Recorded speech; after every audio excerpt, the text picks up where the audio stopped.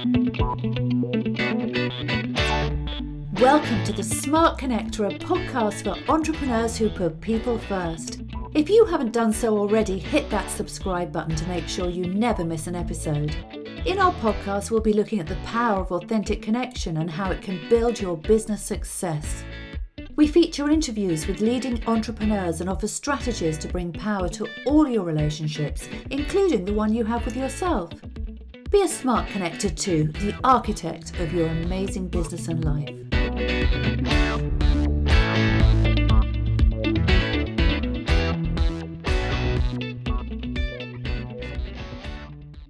This is the second episode of my podcast series on business influence and persuasion, in which we look at the principles that the psychologist Robert Cialdini explained in his famous book, Influence, the Psychology of Persuasion. Although the book was written in the 1980s, well before the digital age we now live in, these principles are still relevant because they're based on human nature and behaviour, which has hardly evolved over the centuries, unlike the technological change we've seen. The second principle of influence I'm going to look at is really two: commitment and consistency. These go together like fish and chips, strawberries and cream, or any other perfect pairing that you might think of. The commitment and consistency principle tells us to stick with the things we've already chosen. Although we might not consciously be aware of it, we're bombarded with hundreds of choices to make every single day. If we stop to think about all of these, we'd never get anything done.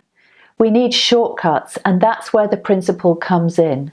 For the sake of convenience, and also because we humans don't like change, we tend to make a decision and then stick to it for our subsequent choices. We align ourselves with certain people, brands, or companies, and even when we're presented with evidence that an alternative is better, we struggle to change.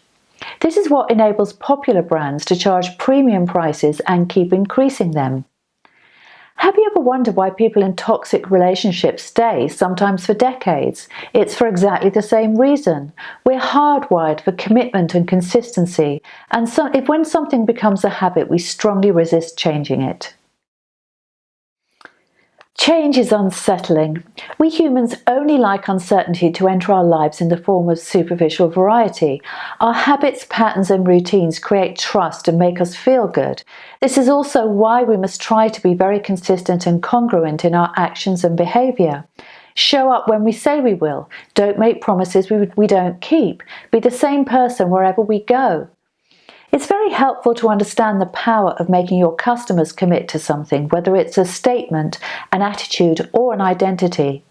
If you think about some famous taglines of the big brands, Heineken, for example, which refreshes the parts other beers can't reach, Nike, which wants us to just do it, L'Oreal, which tells us we're worth it, or Skittles, which invites us to taste the rainbow, they're drawing us into a story and a stance that we identify with and we want to commit to.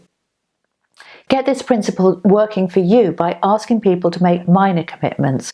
For example, get them to make a small purchase, like or subscribe to your social media, or agree to a brief call. Referring to my book launch, I sent out invitations to join my private Facebook group and get free content. Then I invited my members to buy my book at a discounted price. As a thank you, I invited them to book a one-to-one call with me, and so on. Each step involved progressively more commitment until a relationship with me began to feel natural and desirable to the people who I invited. I've done this so many times with clients, investors, and anyone I wanted to build a relationship with. It always amuses me how they often can't remember how we met, as if it was a happy accident. Because building relationships through these methods is so smooth and slick that people don't even realize you're reeling them in. Another valuable tool that builds commitment is to encourage public consensus, as we're pack animals and follow the crowd. You may have seen speakers at live events who ask the audience whether they'd like more wealth and financial freedom. Yes, put up your hand. Make sure you reward your customers for investing time and effort in your business. Find ways of saying thank you. Give them attention and make them feel valued. There are many different ways you can do this, but always remember the fastest way to lose a customer is to ignore them. We need our choices reinforced, some recognition to come back to us for our loyalty. Otherwise, the relationship will eventually stagnate and others who are more responsive will take your place. So here's how you can get commitment to work for you. Understand who the customer for your product or service is. Create an avatar or blueprint if that helps.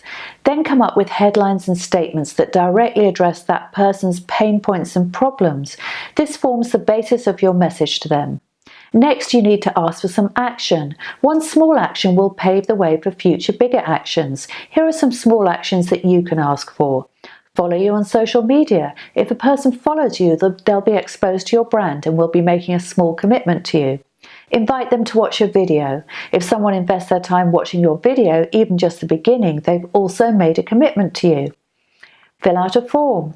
When someone provides an email address, a name, a phone number, or other information, they're creating a small series of commitments that can lead them to greater commitment later on.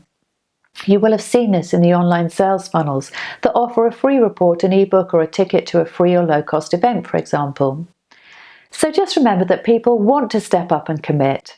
And if they don't commit to you, they'll commit to someone else. You're performing a great service by highlighting the benefits of your business or brand, bringing them to their attention and inviting them to act.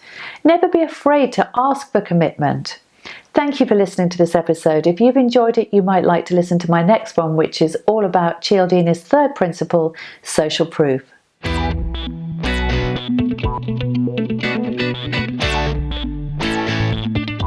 Thank you for listening to the Smart Connector podcast. I invite you to follow me on social media or go to www.janebayler.com to book a discovery call and learn about our exciting mentorships, masterminds and retreats. I look forward to seeing you on the next episode.